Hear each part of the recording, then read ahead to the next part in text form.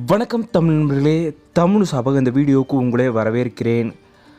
மதிய நேரத்தில் ஜீ தமிழில் நம்பர் 1 சீரியலாக ஒளிபரப்புற சீரியல் தான் இதயம் சீரியல்.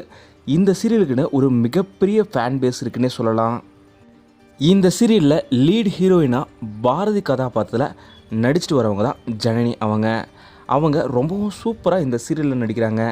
இதுக்காகவே இவங்களுக்கு ஒரு மிகப்பெரிய ஃபேன் பேஸ் இருக்குது.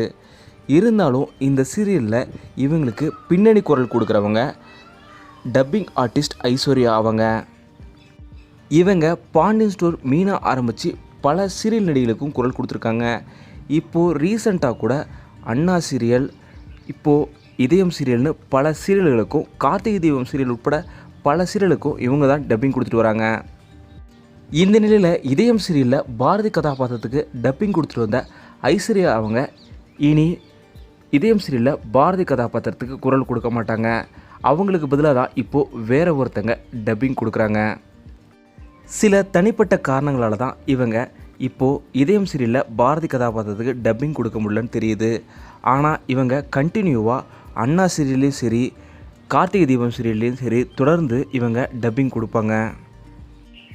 இதயம் சீரியலில் பாரதி குரல் மாற்றப்பட்டதை பற்றி நீங்கள் என்ன நினைக்கிறீங்க?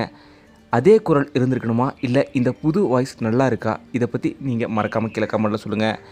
இந்த வீடியோ உங்களுக்கு பிடிச்சிருந்தா லைக் பண்ணுங்கள், கமெண்ட் பண்ணுங்கள், ஷேர் பண்ணுங்கள். தமிழ் சேனல் நீங்கள் சப்ஸ்கிரைப் பண்ணலன்னா சப்ஸ்கிரைப் பண்ணுங்கள். மறக்காமல் பக்கத்தில் இருக்க பெல் ஐக்கானை கிளிக் பண்ணிடுங்க.